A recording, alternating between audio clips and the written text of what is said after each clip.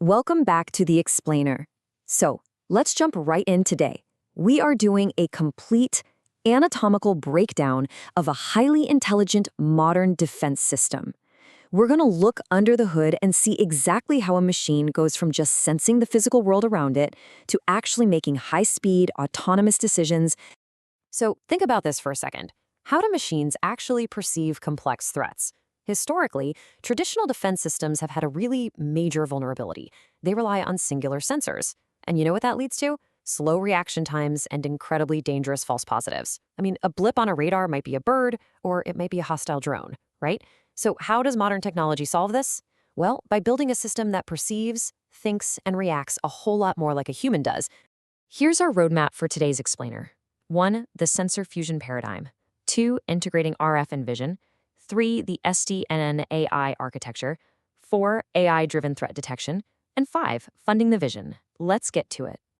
Section 1. The sensor fusion paradigm. The senses. Okay, we can basically think of this as the machine's biological senses. A multimodal sensing platform is a system that combines completely diverse sensor types. We're talking radio frequency, thermal, and visible cameras, all to reduce false positives and create this all-weather, all-seeing operational picture. Why does this matter to us? Well, because if you only rely on a camera, a foggy day completely blinds you. If you only rely on radar, you don't have visual confirmation. Multimodal sensing essentially eliminates those blind spots.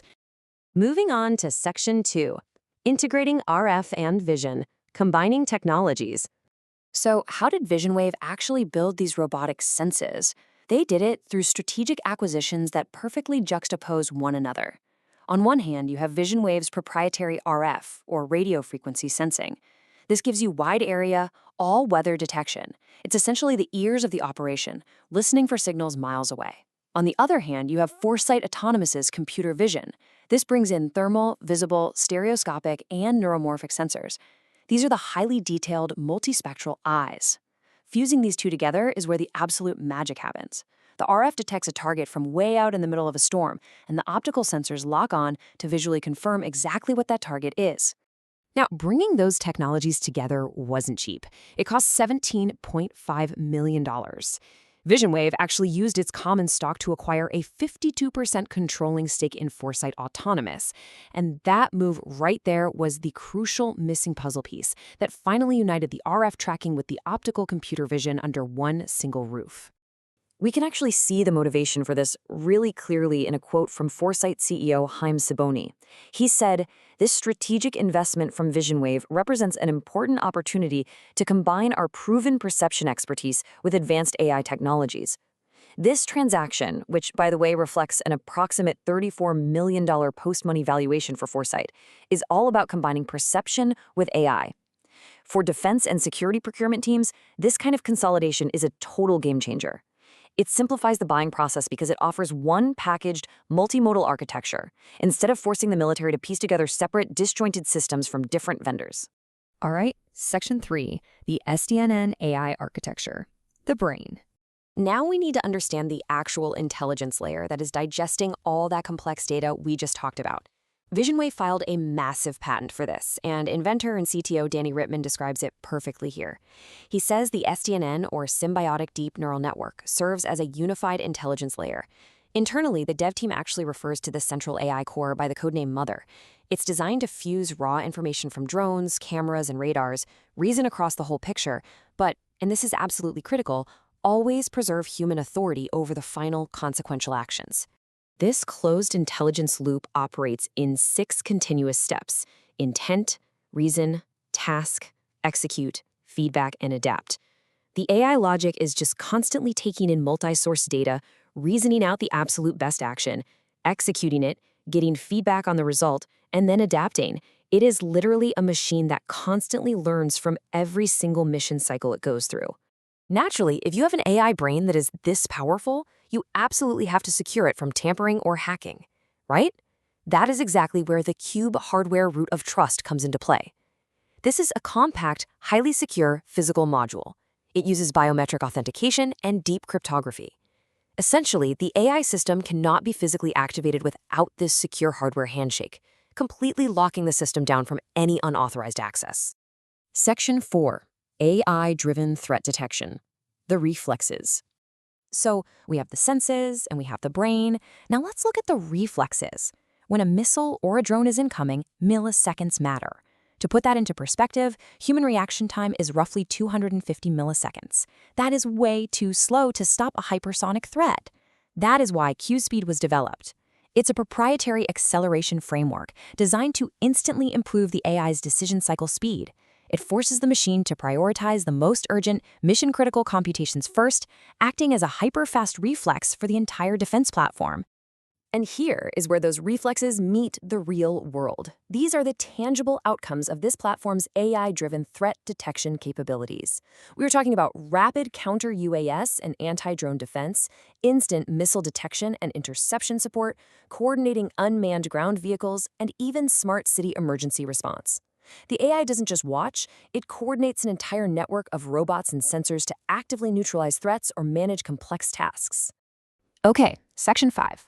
Funding the vision, the reality.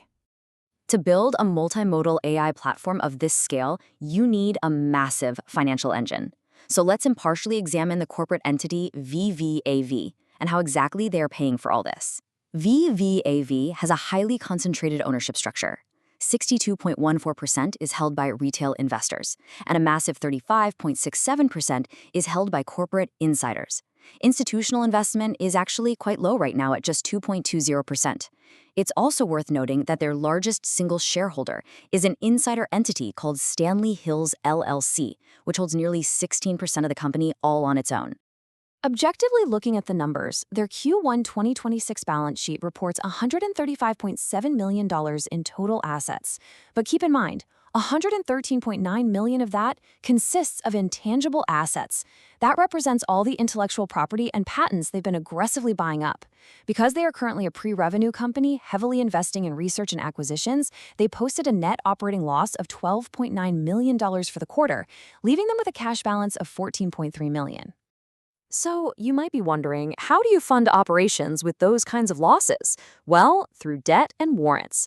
They secured a $20 million senior loan with warrant coverage. And to alleviate any doubts about their working capital deficit, management relies on a binding funding support agreement from that primary shareholder we just mentioned, Stanley Hills. They've committed to cover capital needs through May 2027. And they are using that capital to fuel a really aggressive M&A, mergers and acquisitions strategy.